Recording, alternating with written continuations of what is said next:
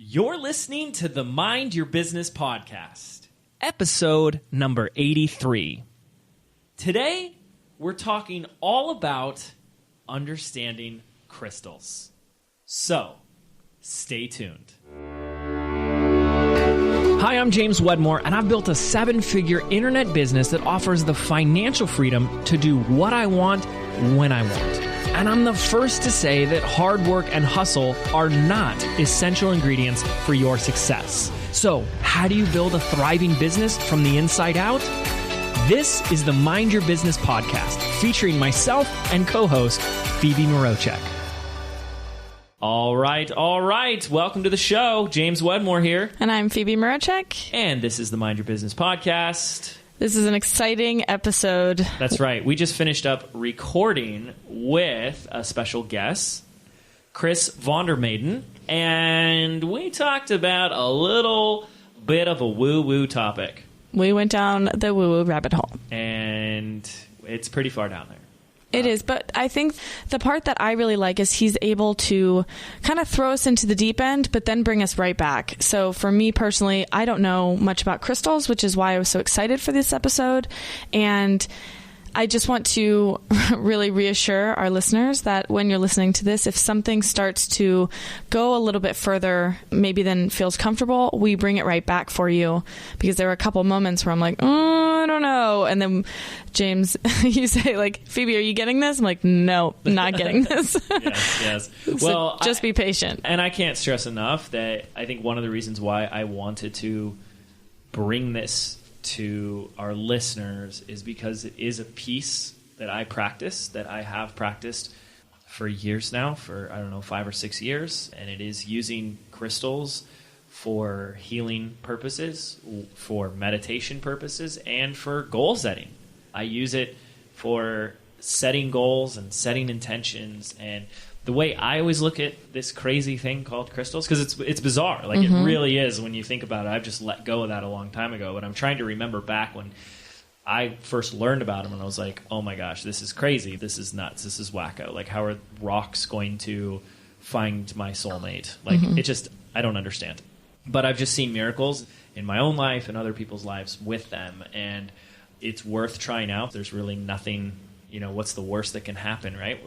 So we do want to encourage people to keep an open mind with this episode, have a lot of fun with it.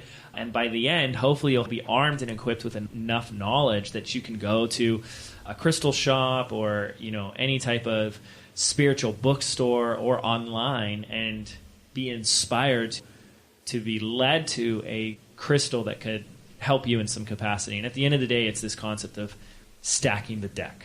That's what we always want to encourage, right? It's like one conversation is, hey, you should meditate every day. It's been scientifically proven to reduce stress and anxiety in your life. Oh, so meditating is good for you. Well, now that's kind of become common knowledge, right? So we're always trying to push the envelope a little bit into weird woo-woo land. So why not meditate with a crystal and see what happens now, right? And so there's no real harm just holding a rock in your hand while you're meditating. So it's something very fun to try. And there's a lot of cool exercises that Chris gives us and types of crystals to use for specific types of intentions. And it's a really cool episode. So let's do a quick bio so we can introduce our listeners to Chris Mehden. Chris Mehden is a transformational speaker and the founder of Zero to Zen Meditation, a program that teaches you how to experience all the benefits of meditation without having to sit in all kinds of weird positions. Chris also was featured on episode number 23 of the Mind Your Business podcast, Zero to Zen, How to Meditate the Easy Way. So without further ado, let's get into that interview.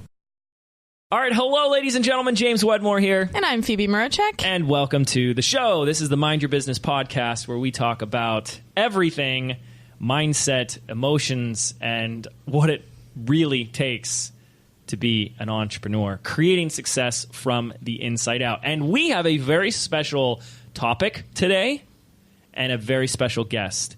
I know Phoebe's excited. I am. This is the one I have been the most excited about. in a long time, because I actually had a conversation over Thanksgiving, because I've been on kind of a crystal binge. Crystal binge. I like it. And I was buying all these crystals, and I have some, my psychic friends, my intuitive friends, and they're all like, these are the crystals you need. Don't ask questions, just buy them. And so I did. And then I brought it up at Thanksgiving after a couple beers, and my brother-in-law was like, well, why do you do that? What's a crystal? Why do you have it? I was like, that's a great question. And I hope you didn't tell them how much you were spending on those crystals, because they add up pretty fast. They do, but you don't mention that when you don't know what you're talking about. So I was like, I have no idea. I just know I hopped on the crystal bandwagon and was like, they said I needed it. I'm going to buy them. So yeah. I'm excited to not only ask our guest a bunch of questions selfishly for myself, for everyone listening, and I cannot wait to send this to my brother-in-law. Rub his nose in it. Exactly. Well, I got introduced to crystals when I first got into energy healing work several years ago, when I started going through Reiki, and the crystal component was a huge piece of it. And, coming from the masculine left brain naysayer, I would roll my eyes, think this stuff is ridiculous, and then you start looking at the price tags of some of these. You're like, you got to be kidding me. This is like the biggest scam of the century. Yet, if you were to go to my home or my office, there are a lot of crystals in a lot of different places, and I love them. Like, one of my favorite things, I've now done this twice, and we're going to do it in a couple of weeks, is going to Sedona. And they have some of the best crystal selections, and just going nuts in there like a kid in a candy shop. So we're really excited to dive into this conversation. Before we introduce our special guest, I want to make sure that you guys trust me in that we're going down the woo-woo rabbit hole a bit. So, buckle in and hold on. But I'm going to make sure that we ground it in practical uses and back it up with as much, tangible results that we can give you to at least try this on. Be the experimenter, the open-minded, coachable individual, as you listen to the show. So without further ado, I'm really excited to announce our guest crystal expert, our returning podcast interviewee, Chris Vondermaven. Chris, what's up, man? Yay. Hey, thanks for having me. Glad to be here. Yeah. This was an episode that was very impromptu, because Phoebe's really, as she mentioned, gotten really excited about crystals as of late. So I just appreciate that we were able to reach out to you and be like, yo, you want to drop some crystal knowledge bombs? So here we are. So we first had Chris on the show back in episode 23 when we did an introduction to one of my favorite topics, how to meditate. And it is still to this day one of my favorite episodes. So that's episode 23. Make sure to check that out. And Chris, you really shared with us a beautiful piece of your story, a couple of your stories that, I just love. And then here's this whole other dimension, facet to you, not just teaching and practicing meditation, but also integrating crystals. And one of the terms that I learned a long time ago in my healing journey, and this whole journey myself, but now I like to share it with others, is this concept of stacking the deck. And I think this is just a great, beautiful example of that, of using crystals, stacking the deck with this other tool, this other thing that's in our quiver. And so I'd love to start first to have you share a little bit of your story as to how you discovered the power of crystals yourself. Okay, so just to give a little bit of, background, I had been studying all kinds of spirituality. I'd lived with medicine men. I'd studied with yogis and gurus and all kinds of just remarkable teachers over the years, so for about 15 years. And that whole time, even though I was doing some of the most woo-woo stuff you can be doing, I had this just block against crystals. Like, that was just too much for me. I eventually went back and figured out that there was a event early on in my spiritual path where a lady had handed me this crystal. She'd been coughing, and there's a whole story there, but I had got this block about crystals early on, so never paid much attention to them. So 15 years later, I'm in this metaphysical shop, and I've got my little girl with me. She's about 2 at the time, and I'm trying to browse the books and just kind of relax, and she's just kind of going nuts. So she's running around, grabbing crystals, grabbing things out of baskets. So I very much can't relax. And so after about 5 or 10 minutes of just sort of trying to get Naya to calm down and not pick up fragile things, I decided to go and check out. And so as I'm checking out, the owner of this shop says, we've got a crystal that's great for calming children. And he said this, and I kind of jokingly said, well, I've got to see this. And he says, okay, well, I'll go get it for you. And so he takes me back to one of these back counters and picks up this little piece of what I would later find out is called diopside. And it just looked like a little piece of green gravel. And he held it up, and I was like, okay, cool. Yeah, you've got your crystal.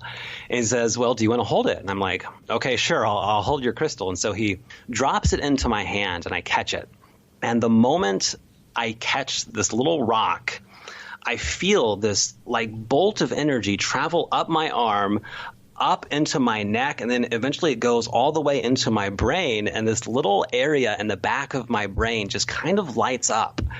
And I'm just kind of in shock and awe at this point as this weird energy thing just happened to me. And so I'm holding this crystal and go, oh, I guess there's something to this. Can I buy this? And so he lets me buy this stone, and I take it home, and I'm holding it the whole way home, and I just feel these little like tendrils of energy still going up into my brain, and they start slowly spreading out. And so I was just kind of holding that stone, working that stone for the next few days, and slowly feeling some kind of, hard to put into word, change, but there was some kind of just opening up happening that began this whole crazy adventure. That's awesome. That's so cool. And is that something that you had done before? Like, this was also after you had kind of been, evolving in the process. You said you had lived with all these, these healers and Reiki masters and all that. So this was after that. Is that correct? Right. So this is like 15 years of, I'd been doing sweat lodges and vision quests and all kinds of shamanic work, but still just had that big block against, crystals. Those are just too woo-woo for me. Mm-hmm. I love that. And I want to, before we go deeper into the crystal conversation, like you brought up talking about how you felt the energy or an energy or something kind of run through your arm. And I know that's something that in my journey personally, feeling those energies is something that I've always really struggled with. And for the longest time, that just, when I heard other people grab a crystal or something, oh, I can blah, blah, blah, blah, and I didn't feel that. Mm-hmm. So I'm curious, a couple questions around that is, have you always been sensitive like this? Was this something you developed? And what would you say to someone like myself that isn't really having that same experience? Well, with crystals, it's certainly not something I'd always been experiencing. So it was right at that moment was the first time I really felt the energy of a crystal. In kind of the shamanic work I'd been doing, we did a lot of just kind of energy work and opening up to that realm. But ultimately, I had some kind of, you could call it a block against crystals. I didn't want to believe that they had energy. I didn't want to believe there was anything to them. And so that was not allowing me to experience the energy. But then after that block lifted, then it kind of became this skill. So it's a sensory or a perception that you can begin to develop. Wow. Okay. So if you have a crystal and if you still can't, you don't have that experience where you pick up a crystal and you get these shooting, feelings up your arms, does that say something about you? Do they still work even though it's not doing that? I guess that's my question. Yeah, or can we develop that? Right. Can we develop it? So they still work no matter whether you can feel them or not. But it is something that, yes, I believe everyone can develop. Got it. Okay. So here's what I want to do real quick, Chris, is I want to take us to the very beginning. I want you to imagine we have some listeners here that are open-minded and coachable, but they're business owners. They're busy, they're running a business, but they're open to this conversation, but they have really never heard anything about crystals or the crystal conversation. Where can we start to give a basic understanding and really convince or influence some of our listeners to say, okay, this is worth it. I'll give it a shot? There's kind of two ways I look at it. One of them is slightly more woo-woo than the other, but I'll start there because it's the easiest to kind of grasp. If I were to ask you, are you your body? One of the realizations you have on a spiritual path is that the identification that, no, I'm not my body. There's something more to me. And so the journey you can go on is to say, if you cut off your arm, would you still be you? And you say, yes, there's something. I'm not my arm. That's a part of me. If you cut off your legs, would you still be you? And you could say, yes, I would still be me even without my legs. And if you keep going through that kind of series of reasoning, eventually you get to a point where you realize, okay, I'm not this body. There's something beyond my physical self that I am. And then you could ask, well, are you your thoughts? And you could say, well, no, because in meditation, you can go to this place where you have no thoughts, and yet I'm still me. You could say, are you your emotions? And you could say, no, because my emotions are always changing, and there's something beyond that is still me. And so what we really are is kind of following this logic is something beyond just the physical self. And so that other self, that truer self, that essence of you, you could say is maybe a spiritual thing. Maybe it's an energetic thing.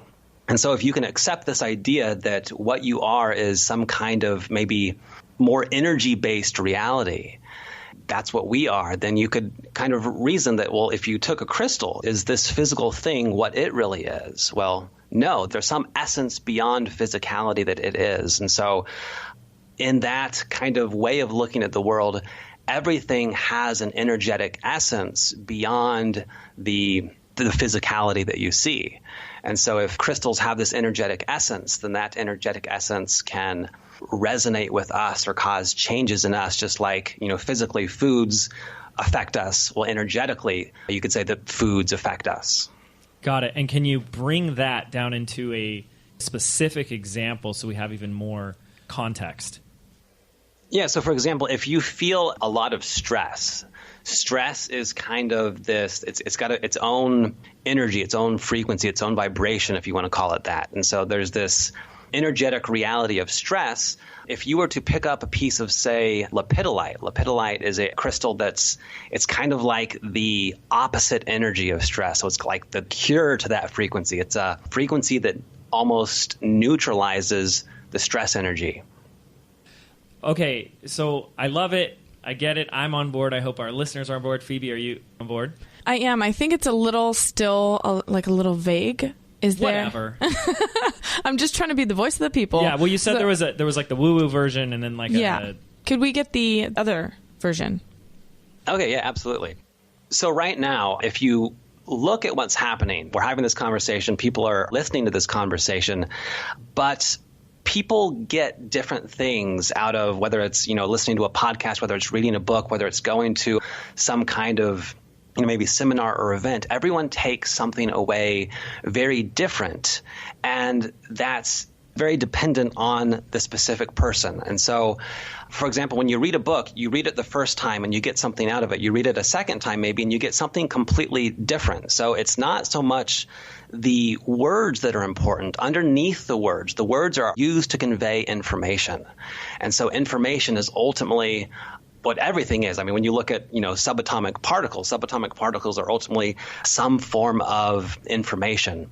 And so if everything is in the simplest, I guess, level of reality, if everything is information, then crystals too have an information. They have a message that they're sending. So just like when when you talk to someone, it's not the words, it's like that 90% that's nonverbal. It's, what's underneath the words. There's an information exchange happening there. When you talk to someone, there's also that same information exchange happening with crystals. There's a communication happening on a non-intellectual level. Yeah, and I know that you can, so basically crystals store information, right? And so like when people talk about like a quartz radio transceiver and stuff, right? Engineers are actually using crystals as a transmitter to store, send, and receive energy. I mean, don't quote me on this, but this is what I've picked up over the years. Is that accurate? So I'm not familiar exactly with the science of how they use crystals and like radios, but it's some kind of, there will be a signal sent into the crystal. The crystal will somehow change that signal into something that we can better use. Okay, so can I just clarify what I heard from what you said, which is we have a crystal and it is emanating this energy. Then we too, because we are energy, the crystal helps us balance our energy by kind of pulling out the things that we don't want or adding to our energy to kind of create that, kind of bring us back to zero. Is that right? That's definitely part of it. But there are, thousands of types of crystals, and each one is very different. So there's all kinds of uses for that. So just like there's that saying, there's an app for that in consciousness, there's a crystal for that. So let's get into that. What are some of the best uses for crystals? I know there's thousands out there and there's thousands of uses, but maybe just for someone getting started, what are some of the most practical ways that we could put functionality into a crystal? I guess the simplest thing or the most common thing is just getting rid of stuff you don't want. So if you've got stress, if you've got fear, if you've got worry, if you've got even stuff like low energy or you're lacking inspiration, just any kind of experience of reality that you don't prefer, you can use the energy of a crystal to either clear that out or create a reality that you do prefer. Got it. And I know what I've used. Like when I first learned about crystals, it was used primarily for healing purposes, and a lot of what I think you're touching upon right now, but even physical, like not just emotional, negative emotion that you want to rid yourself or remove, but like physical ailments and very tangible injuries and stuff. But what I started getting really excited about and started using, and still to this day, years later, use crystals for is setting intentions for manifesting and creating things in my life. Is that something you teach and practice yourself, Chris? Yeah, absolutely. I'll either do that with a crystal or sometimes you can build crystal grids and kind of amp up that energy to do that. Okay, let's jump into that right now because I'm watching Phoebe's eyes just widen. So crystals was cool, right? When I learned about crystals, I was like, oh, okay, cool. Like to me, it was like these are these little pet army men and women that can go do these assignments for you. I don't know how you kind of treat them, but it's really bizarre, but they start to feel like they have their own personality. Do you have that experience, Chris? Yeah, definitely. Each one is definitely unique. The way I see them, each one's like almost sings its song. It has its own message, its own vibration. And even two pieces of the very same crystal will be slightly different. Whenever I'm picking out a crystal for me, you may see 30 kinds that all visually look very similar, but then there's like just that one that calls to you. So that's the one to get. So I was like, oh, when I just can think back to when I first started learning about this. I was like, okay, this is cool, and they look pretty. They're kind of fast. They're fun to look at. But then it was crystal grids. When I first learned about the grids, that was mind-blowing, and we still use grids to this day. What is a crystal grid, and what are some of the ways in which we can use a grid? The way I define a grid is, at its most simple, two or more stones that are kind of arranged with some kind of intention. The simplest grid would be two stones, but then you can build them up to be these elaborate, like geometric patterns or mandalas. And it was actually crystal grids that really opened me up, even further to that whole world. I told that first story, but that was just kind of like the warm-up. It was through a gridding experience that like the gates were flung open. What does that mean when you said the gates are flung open? What happened? So basically, this is right when I was still kind of in shock that these crystals have energy. So I was still kind of processing that. And about, I think it was like 4 months earlier at the time, I had met a guy at a party. And we were talking about shamanic experiences, and some of my friends were, telling stories. And he would keep chiming in with, well, hey, crystals will do that. And I was kind of, blew him off because I didn't think crystals had anything real to them. And so, time went by. I had that experience. And then he pops into my mind like, oh, I should go talk to this guy. So I show up at his house. He invites me over, and he starts giving me this tour. And he lives in this geodesic dome, and his entire living room floor is covered in these crystal grids. There's probably hundreds, maybe 1,000 crystals in this house. And he's giving me this tour, and he says, here's the root chakra grid. You can kind of sit right here, and it'll help you ground stuff out. And he's like, well, here's the heart chakra grid. Here's the third eye grid. If you look right here, you can kind of see where I've been meditating earlier. And so by this point, I'm like, okay, this guy is just kind of nuts. I want to leave. But he's like, and then here, right here, this is the center point of all of the grids. And if you will sit down and meditate right here, you'll get all the power. And I'm kind of like, okay, well, thanks for giving me this tour. I think this was a mistake. I'm going to go now. I didn't actually say that. That's what I was thinking. Yeah. But he's like, well, do you want to try it? Do you want to sit down in this special spot? And I'm like, no, I'm good. And he's like, well, come on, you've got it. You're here. You may as well just sit down. So I'm like, okay, whatever. So I sit down in this spot. I close my eyes and I open up. And at that moment, I almost leap up and run out the door. And I start thinking to myself, okay, he didn't give me anything to eat. He didn't give me anything to drink. Okay, there's no way he could have drugged me. What the heck is going on? And so I'm just like ready to leave, but I kind of let that go and relax and continue to open up. And then these, 1,000 crystals, or however many are in our house, just begin taking me on this just amazing journey. I mean, they just launched me into this ecstatic place of consciousness. And I don't know how long I spent just meditating there. But then when I open my eyes, it's like I'm now looking at the crystals and it's like I understand them. I can almost hear them, the individual notes. And then I'm looking at these grids and seeing how all these individual notes add up to this chorus, and each one is unique.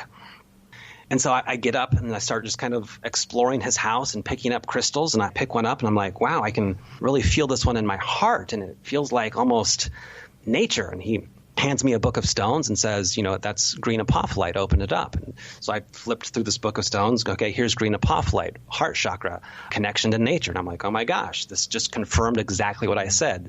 So he hands me another stone. I pick it up. It's like, okay, this one I can feel in my third eye. It's like very visionary. I can almost see dreams. Same thing. He hands me the book, tells me the stone's name, and it again confirms exactly what I was experiencing. So I did this with like maybe 5 or 6 crystals I'd never seen before. I pick them up, have an experience, and then go to this book where my experiences are being confirmed by independent observers. So now my engineer mind's going, okay, there's like a science here. I'm having experiences that people all over the world are agreeing with. Well, and I think I want to cut you off just for a second, because I think, by the way, so trippy, man. I'm sitting here, I'm like, oh my goodness, that would so scare crazy. me. But one thing you touched on that I just want to really hit home for all of our listeners is that each crystal has a specific intention or purpose or use.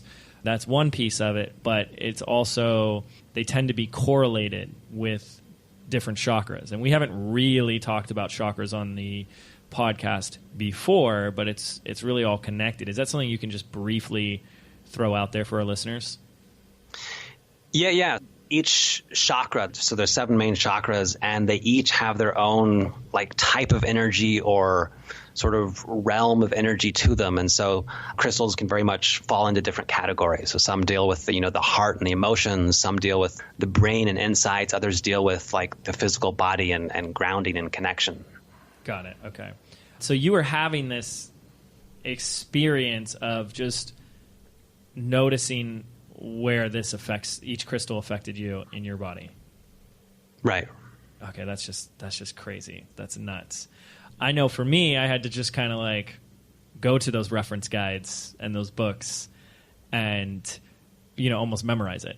That was one of the things I had to do, was learn and memorize several crystals for each chakra. And then each chakra is correlated to specific issues that we might be dealing with. And so it kind of just became oh, what is it you're experiencing? Oh, that's this chakra. Oh, here's a great crystal for that. And you're kind of self-diagnosing, which was really interesting. So really quick, Chris, I want to see if we can bring it all the way back to someone who's still at that total newbie level.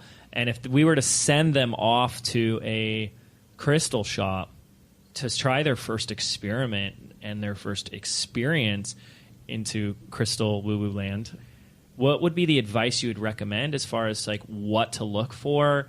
And then I think where I'm going to get really excited is, what do we do once we purchase this crystal, or maybe we already have one?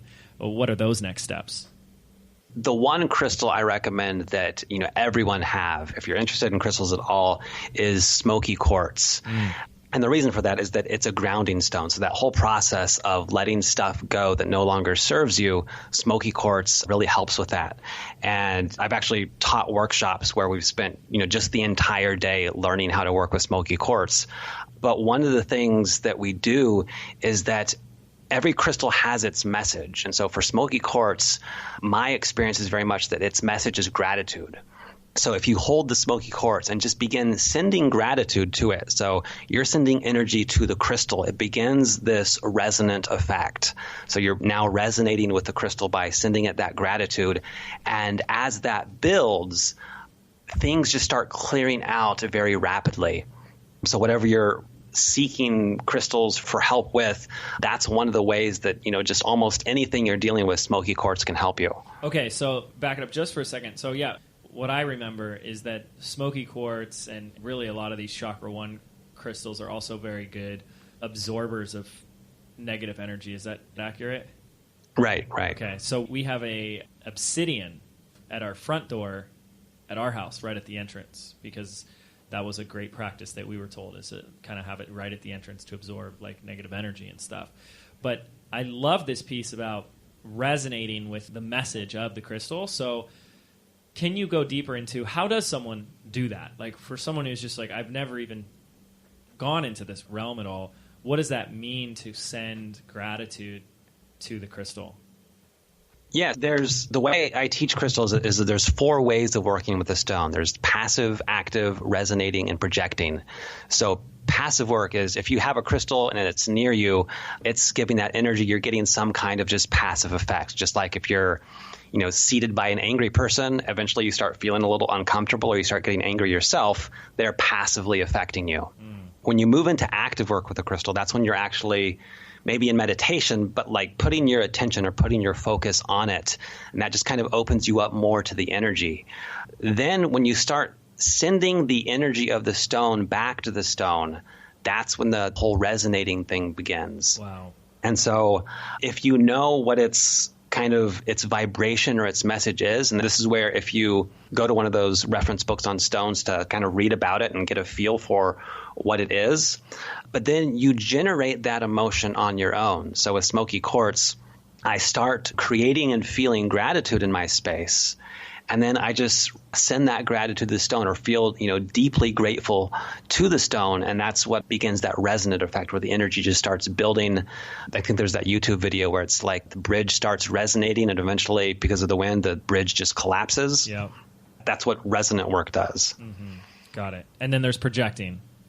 Right. After you've kind of maxed out resonant work, then it's like when everything is cleared out and you simply are the energy of the stone. So when you enter into a state of just where you're projecting gratitude into the present moment, that's when you've like mastered the message. Okay.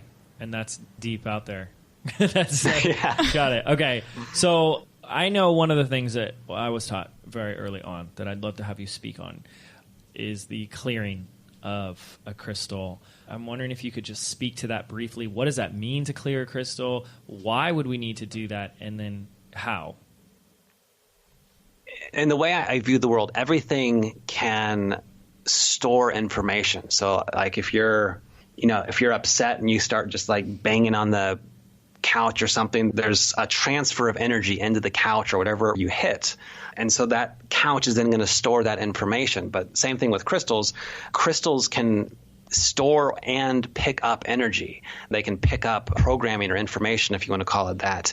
And so when you get a new crystal, if it's got that kind of just energy or information from someone else that isn't what you want to bring into your space, you want to clear it out. You want to get rid of the old program so that you can put in the new program. And how could we do that? There are all kinds of methods. So people like, putting them in the sun for a short period. People use Palo Santo or sage to clear them. To me, the simplest method is to kind of just make an intention of blessing the crystal. However you want to do that, whether it's, with one of those tools or just with your intention, just bless the crystal, kind of visualize it as purifying, and that seems to do the trick. Got it. So I want to try, this has been so great. I know we're just like throwing questions at you. So I so appreciate how giving and sharing you are with your knowledge and experience on this. I'm wondering if we could try something really fun. And I want to throw Phoebe in the hot seat, especially because she's been so excited to learn about this. Let's say Phoebe decides she wants to manifest something in her life.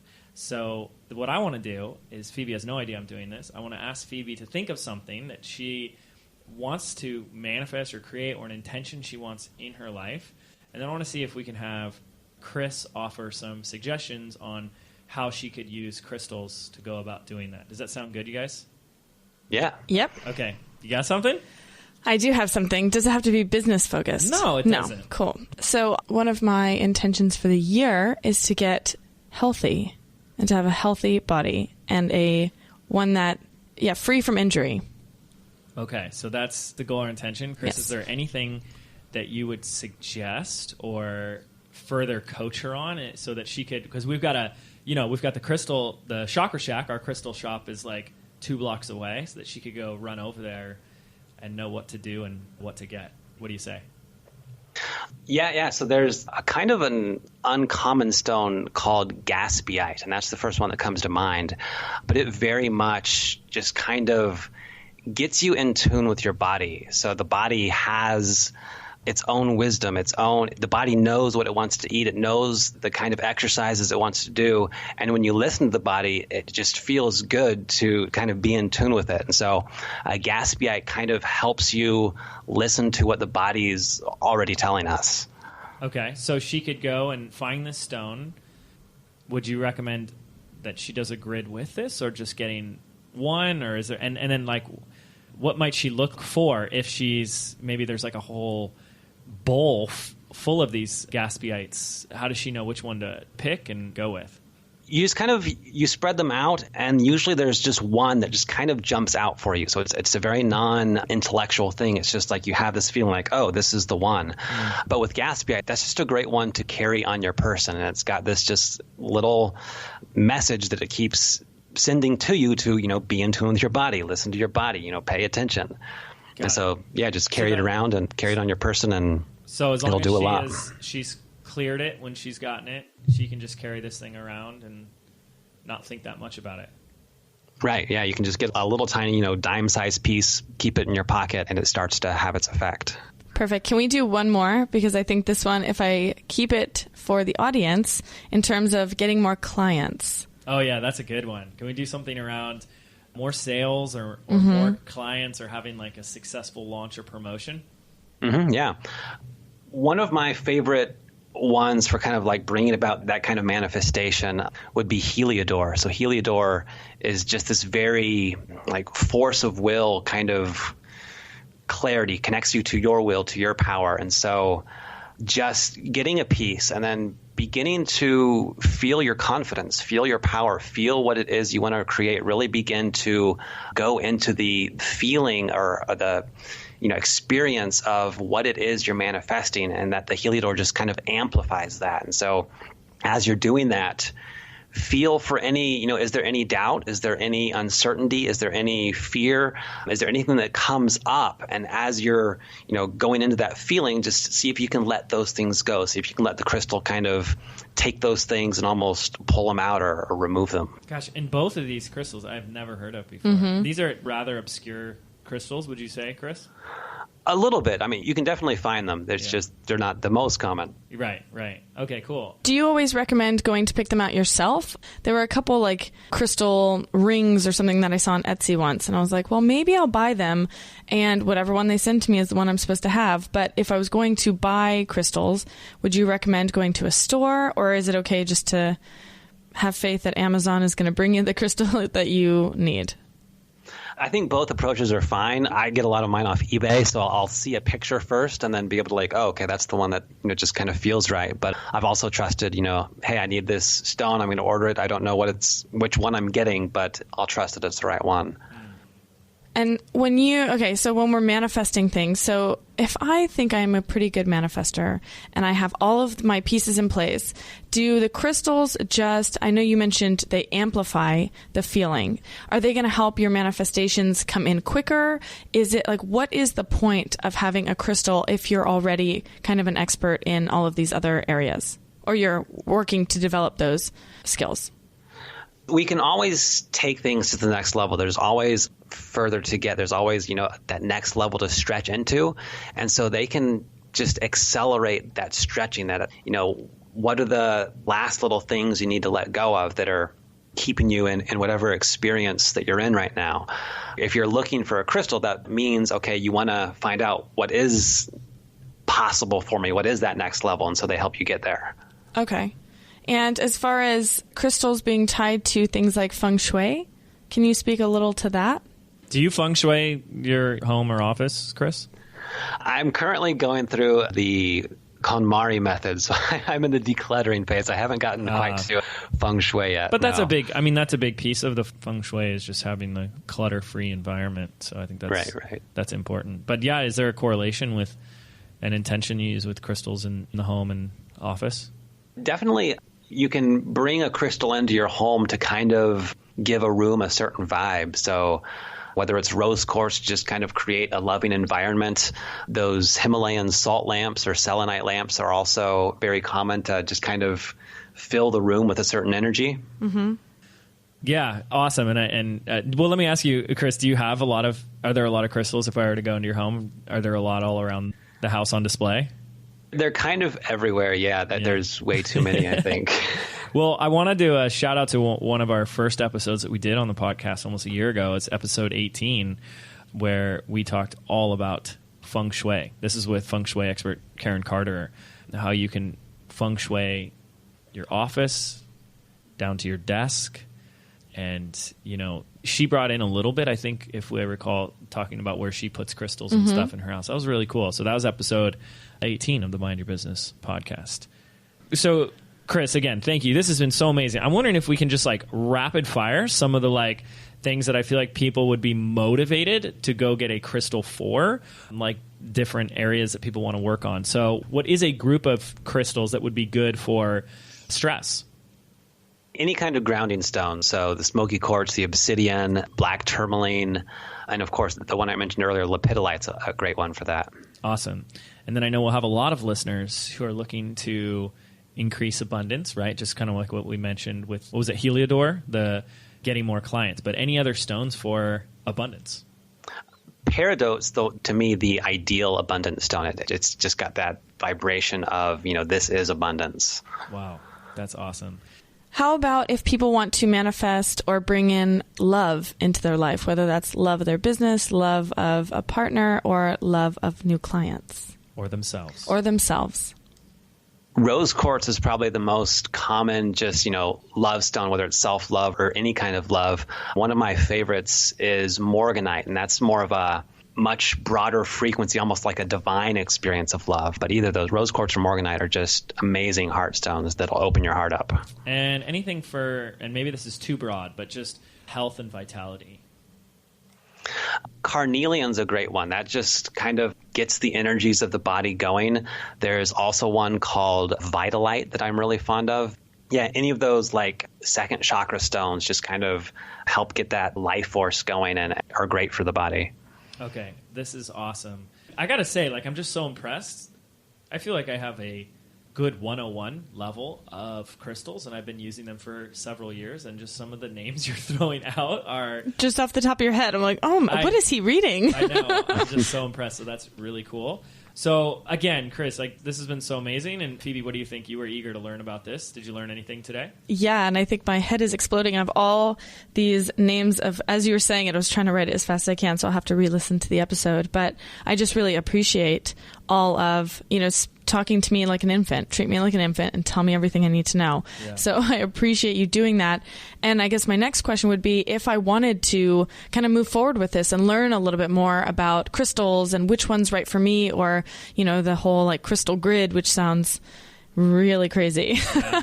I'm excited about it, but where would I go for something like that? Yeah, if you go to understandcrystals.com, that's where I've got all kinds of information, classes, everything you want to know about crystals, how to use them, which ones are right for you, that kind of stuff. Awesome, you guys. That's understandcrystals.com, and we'll link that up in the show notes as well.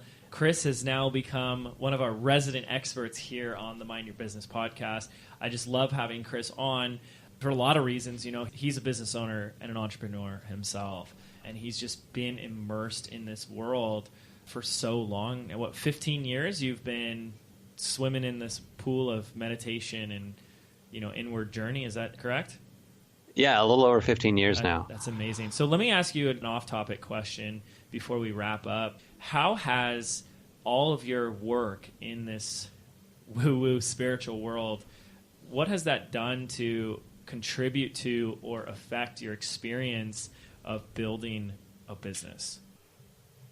So I think the biggest thing would be just really helping me with my mindset. So I started life, or not started life, but, I used to be very shy. I used to be very insecure. I had all kinds of just, limiting beliefs. And so it's been a process of really clearing those out and kind of stepping into my own self-expression, my own power, getting to the point where, I can now stand up in front of a class or some kind of event and teach without a script for, 6 to 8 hours. And just kind of to be able to do that from where I was at the beginning is kind of just an amazing journey. So this work has helped me all along the way.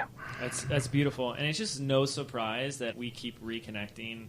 I mean, there's just such a great synchronistic story between Chris and I. He's been a student. He applied for one of our contests, and of course, he's the guy who wins it because he's just got a video that I was like, that's the video I would have made. It's full of humor and it's whimsical, but then he's got this like deep spiritual background. And that was my story, as being the very shy, quiet, awkward introvert that did not want to stand up in front of people. And so what I'd like to leave our listeners with, I guess, is for the listener, for the person that's out there that really wants to do something great in the world, but they experience themselves as being shy. They don't think they have what it takes to have the spotlight on them. What would your words of wisdom or advice be for that person? It's really about just taking that first step. I mean, that first step is always the hardest to take. It's the one that you hesitate for the longest. But once you start, once you put yourself out there, then the whole thing begins. Yeah, there's going to be fear. Yeah, there's going to be doubt. There's going to be uncertainty. There's going to be these things that come up. But those can all be handled. One of the things that, I keep reminding myself is, look at how far you've come. Because doubt and fear and uncertainty, those things will always show up. But we often forget to look at, the journey that we've been on, that, whether you're 30, 40, 50, whatever, you've made it this far, and give yourself some credit for that and keep moving forward. Absolutely. I love that. Well, thank you again, Chris. Chris Vondermaven, everyone, with understandcrystals.com. Make sure to check that out. And we encourage you guys to hop on the crystal train. Hop on the crystal train. Thanks, everyone, for tuning in. I'm James Wedmore. I'm Phoebe Mroczek. And we'll see you on the next episode. Take care. Are you frustrated that no matter how hard you hustle, no matter how much you get done in a day, you still feel like you have little results to show for it? Do you feel like you're doing everything right, but there's still something missing? Well, what if there was an easier way? What if your business could be fun, effortless, and profitable? Phoebe and I have put together a free audio MP3 for you, compiling the 77 business affirmations for creating success from the inside out. And we want to give it to you absolutely free. This is your chance to rewire your brain for bigger results in your life and your business. To get instant access absolutely free, simply visit 77affirmations.com. That's the number 77affirmations.com.